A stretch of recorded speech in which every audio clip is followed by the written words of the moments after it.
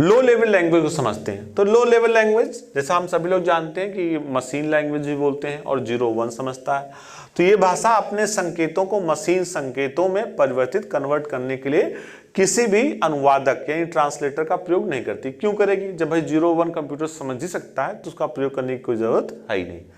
आगे बात करते हैं निम्न स्तरीय यानी लो लेवल लैंग्वेज के दो प्रमुख उदाहरण हैं। तो हम सभी लोग जानते हैं कि मशीन लैंग्वेज और असेंबली लैंग्वेज, यही दो जो हैं आपके लो लेवल लैंग्वेज की कैटेगरी में आते हैं।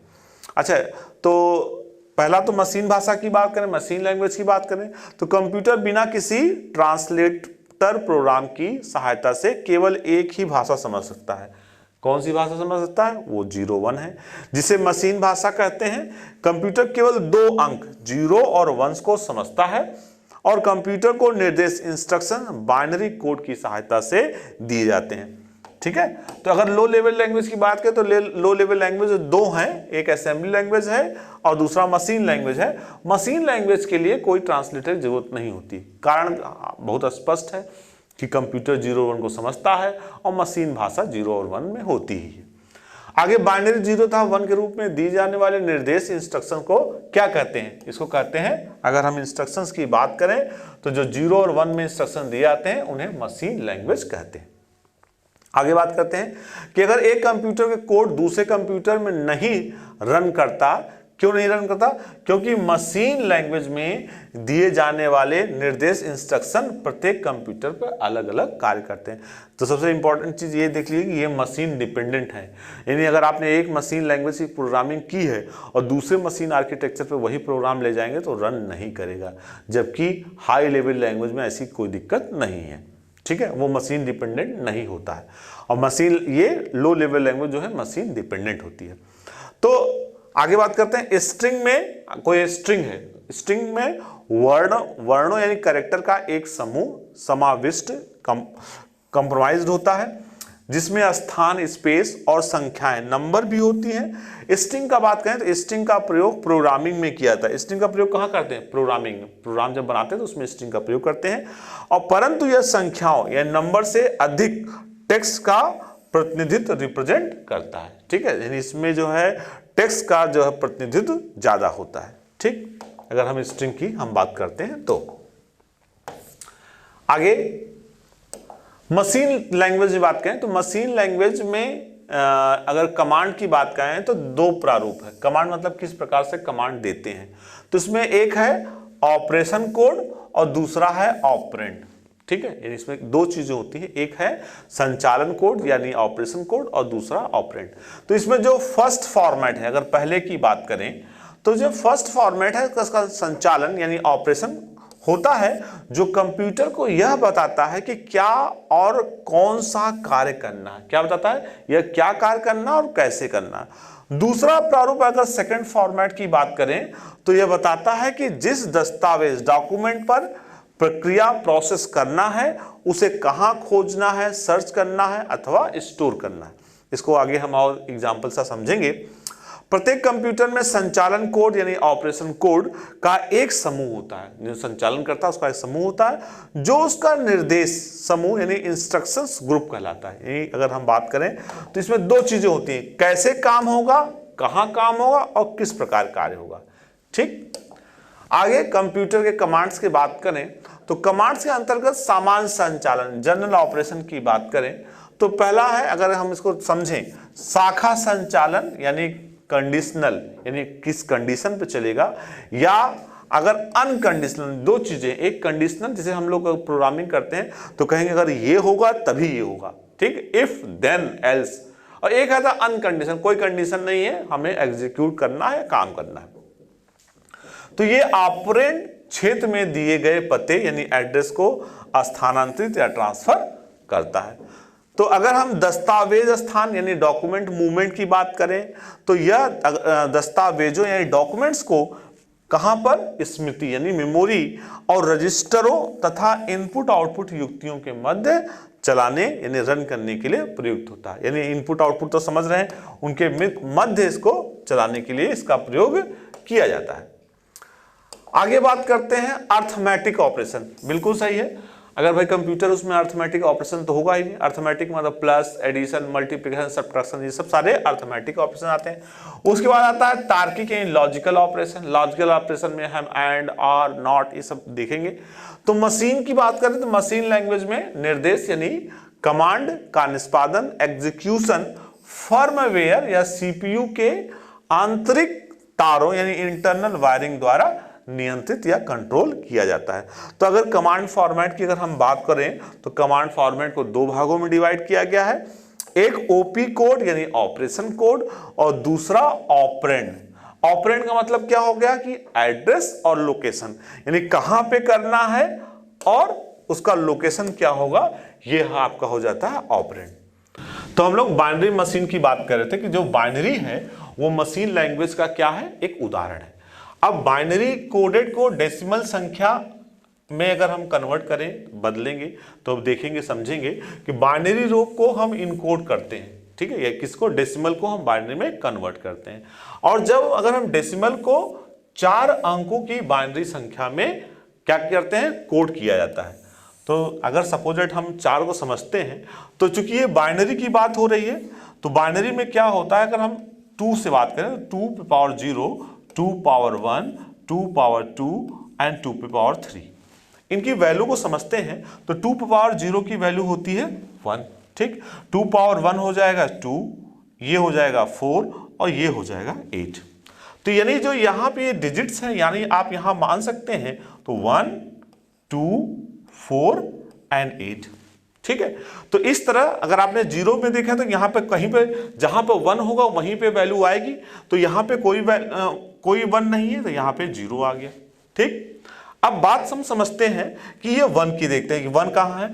तो चूंकि 1 पहले के नीचे आया है, 1 के पास आया है, तो ये 1 हो गया। अब 2 की बात करते हैं तो 2 वाले के नीचे 1 है, तो इसलिए इसकी वैल्यू 2 हो गई। 3 में देखें, 3 में क्या है, 1 के नीचे है और 2 के नीचे है, तो 2 और 1 कितने हो गए, 3 हो गए। 4 की बात करें तो देखिए 4 के नीचे 1 है, तो ये आपका 4 हो गया। 5 में देखें तो 4 और 1 के नीचे है, तो ये 5 हो गया। 6 की बात देखें तो 4 और 2 के नीचे है, तो ये 6 हो गया। 7 में इसी प्रकार देखते हैं, 7 में हमारा है 1 के पास है और 1 के पास है, 2 के पास है, 4 के पास है, तो 1, 2, 4 कितने हो गए, 7 हो गए। इसी प्रकार हम देखते हैं कि 1 कहां पर है, 8 वाले फिगर के पास है, तो ये 8 हो गया, ठीक। इसी तरह हम 9 की बात करते हैं तो 9 कहां है, 1 पे है और 8 पर है, तो 1, 8, 9 हो गया। तो इस प्रकार हम समझ सकते हैं कि डेसिमल नंबर को हम बाइनरी में कैसे कन्वर्ट करेंगे। आगे हो सकता है कि आगे मैं डिटेल में और इसको समझाऊं। अभी हम इतना फिलहाल समझ रहे हैं कि किस तरह हम डेसिमल को बाइनरी में कन्वर्ट करते हैं, ठीक है। आगे हम इसको देखते हैं। और तो हम बात कर रहे थे उदाहरण के लिए दशमलव संख्याएं, डेसिमल नंबर को बाइनरी कोड में 5 to 7 द्वारा प्रदर्शित किया गया है, ठीक है। अब प्रदर्शित किया गया है, अब समझते हैं जिसका मशीनी कोड यानी मशीन में क्या है, 0, 1, 0, 1। अब ये 5 के लिए, तो 5 के लिए कैसे है, जैसे हमने बताया था 1, 2, 4 एंड 8, ये हम नंबर समझते हैं 1, 2, 4, 8। तो 5 के लिए क्या हो गया, ये 1 वाला पोर्शन पे 1 हो गया, ठीक, और दूसरा ये 4 वाले पोर्शन पे 1 हो गया, तो 4 और 1 कितने हो गए, 5, तो ये 5 के लिए हो गया, ठीक है। अब बात करते हैं 2 में समझते हैं, तो हमने कहा 1, 2, 4 एंड 8। तो देखिए 2 के जहां 2 वाले के नीचे 1 होगा, बाकी जगह 0 होगा, तो ये आपके 2 के लिए हो गया। अब 7 की बात समझते हैं, 7 के लिए, ठीक है। तो 7 में जगह 1, 2, 4 एंड 8, तो 7 के लिए किसमें है आपका, 1 के नीचे है, 2 के नीचे है, 4 के नीचे है, तो तीनों को अगर हम जोड़ेंगे तो 1, 2, 4 कितना हो गया, 7 हो गया। 0 के लिए तो 0, 0 ही होगा, ठीक है। तो इसको समझने के लिए हमें समझना पड़ेगा कि अगर हम 1, 2, 4, 8 इस तरह वैल्यू रख दें तो उसको हम वहां से बड़े आसानी से समझ सकते हैं कि जैसे जिसके नीचे होगा उसी वैल्यू को हम काउंट करेंगे और हम उसको ऐड कर लेंगे। तो इस तरह से हम बाइनरी को डेसिमल में कन्वर्ट कर सकते हैं, ठीक है। आगे हम समझते हैं असेंबली लैंग्वेज। हम सभी लोग जानते हैं कि असेंबली लैंग्वेज वह भाषा है यानी जब पहले तो मशीन लैंग्वेज यूज होती थी, और मशीन लैंग्वेज की अगर हम लोग बात करें तो मशीन लैंग्वेज सिर्फ 0 और 1 को समझता था, ठीक है, उसके लिए कोई ट्रांसलेटर की जरूरत नहीं थी। लेकिन जो असेंबली लैंग्वेज है वो थोड़ा सा, वो भी लो लेवल लैंग्वेज के तहत ही आती है, लेकिन उसमें क्या होता है, असेंबलर का इस्तेमाल किया जाता है। ये नहीं, वह भाषा जो निर्देशों यानी कमांड्स अथवा भंडारण यानी स्टोरेज को अंकों के स्थान पे अक्षर यानी अल्फाबेट्स अथवा सिंबल द्वारा अंकित करने की सुविधा प्रदान करती है, असेंबली भाषा कहलाती है। बिल्कुल सिंपल सी बात है, इसको और आसान शब्दों में समझते हैं कि असेंबली भाषा में कुछ कीवर्ड्स, वो इंग्लिश के कीवर्ड्स रखे गए जो कोई भी आसानी से समझ सकता है। जैसे ऐड के लिए ऐड रखा गया, मूव के लिए मूव रखा गया, ठीक है, तो यह सिंबॉलिक लैंग्वेज कहलाती है। ठीक है, आगे हम देखते हैं।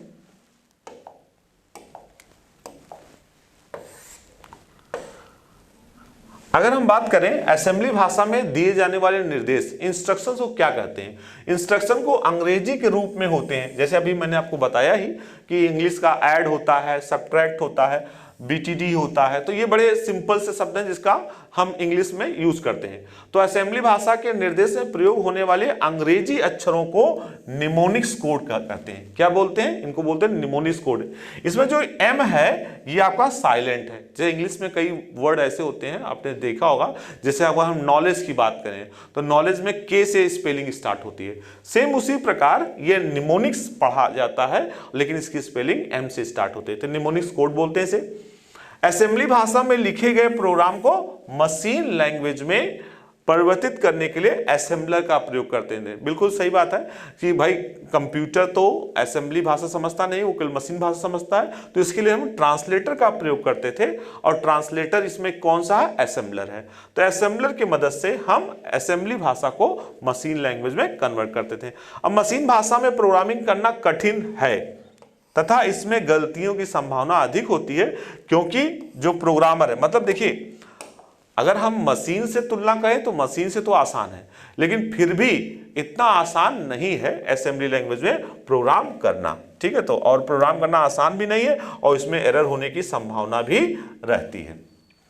आगे हम और बात करते हैं कि कंप्यूटर के जो निर्देश हैं यानी कमांड की हम बात करें तो कमांड के लिए संख्यात्मक कोड, ठीक है, न्यूमेरिक कोड लिखने पड़ते हैं। उसके लिए कंप्यूटर न्यूमेरिक कोड बनाए गए, उन्हें इस्तेमाल किया जाता है। आगे बात करें डॉक्यूमेंट्स तथा कमांड्स के भंडारण स्थान स्टोरेज के लिए संख्यात्मक कोड लिखना पड़ता है, मतलब वो कहां पर स्टोर होगा, किस जगह स्टोर होगा, वो हमें संख्यात्मक कोड में बताना पड़ता है। आगे असेंबली अगर भाषा की हम बात करें कि असेंबली भाषा की शुरुआत कब हुई, तो 1949 में 1949 में इसकी शुरुआत हुई थी। अब हम आगे देखते हैं कि कुछ इससे रिलेटेड क्वेश्चंस पूछे जाते हैं एग्जाम्स में, तो इस किस प्रकार क्वेश्चन पूछे जाते हैं हम उनके बारे में समझते हैं। तो बात कर रहे थे असेंबली लैंग्वेज में प्रयुक्त अनुवादक। अभी हमने देखा कि अनुवादक यानी ट्रांसलेटर की जो हम बात करते हैं तो असेंबली का अनुवादक कौन सा होता है? असेंबलर होता है। क्या होता है? असेंबलर। बड़ा आसान है असेंबली का असेंबलर याद करना। आगे बात करते हैं कंप्यूटर में एक समय में एक कथन यानी स्टेटमेंट को परिवर्तित, कन्वर्ट अथवा निष्पादित एग्जीक्यूट करने का माध्यम है। तो जैसे ट्रांसलेटर की हम लोग जो बात करते हैं तो कंप्यूटर एक समय में एक कथन, अगर ट्रांसलेटर की बात करें, ट्रांसलेटर दो प्रकार के होते हैं, एक होता है इंटरप्रेटर और दूसरा होता है कंपाइलर। कंपाइलर पूरे प्रोग्राम को एक साथ पढ़ लेता है और कन्वर्ट कर देता है, लेकिन इंटरप्रेटर की खास बात ये होती है कि इंटरप्रेटर लाइन बाई लाइन पढ़ता है। तो उसी के बारे में बता रहा है, कंप्यूटर एक समय में एक कथन, एक स्टेटमेंट को परिवर्तित करता है, एग्जीक्यूट करता है, तो वो क्या होता है? इंटरप्रेटर। अगर यहीं पे होता कि पूरे प्रोग्राम को एक साथ पढ़ के कन्वर्ट करे तो वो होता कंपाइलर होता। ठीक है, तो वह प्रोग्राम जो सोर्स कोड को मशीन के समझने योग्य भाषा में अनुवाद या ट्रांसलेट करता है वो क्या कहलाता है? इंटरप्रेटर। ठीक, आगे बात करते हैं असेंबली लैंग्वेज है, तो जैसे बताया कि low level language, assembly language low level language, machine भी लो लेवल लैंग्वेज है और असेंबली भी लो लेवल लैंग्वेज है, दोनों ही लो लेवल लैंग्वेज है। लेकिन असेंबली के लिए आपको किस ट्रांसलेटर की जरूरत पड़ती है, लेकिन मशीन लैंग्वेज के लिए ट्रांसलेटर की जरूरत नहीं पड़ती। आगे हम और देखते हैं और समझते हैं। सी की बात करें, सी जनरेशन क्या है, तो सी का जो है जनरेशन थर्ड है, सी थर्ड जनरेशन की लैंग्वेज है। आगे फोर्ट्रॉन की बात करें, फोर्ट्रॉन फुल फॉर्म क्या है, क्या है फोर्ट्रॉन? तो फोर्ट्रॉन को हम बता सकते हैं फार्मूला ट्रांसलेटर। फोर्ट्रॉन क्या है? Formula translator. ये फोर्ट्रॉन है क्या? फोर्ट्रॉन एक हाई लेवल प्रोग्रामिंग लैंग्वेज है। आगे बात करते हैं, कंप्यूटर द्वारा आंकड़ों या डेटा को संसाधित करने के लिए प्रयोग किया जाता है। किसका प्रयोग करते हैं? हम सभी लोग जानते हैं बाइनरी लैंग्वेज का प्रयोग करते हैं। आगे देखते हैं, मेमोरी बात करते हैं, वह प्रोग्राम जो प्रोग्राम को स्मृति या मेमोरी में रखता है एवं उन्हें एग्जीक्यूट करने के लिए तैयार करता है। तो क्या होता है? ये आपका लोडर होता है। क्या होता है? आपका लोडर होता है। कंप्यूटर के प्रोग्राम में बच्चों द्वारा प्रयुक्त की जाने वाली भाषा कौन सी है? लोगो है।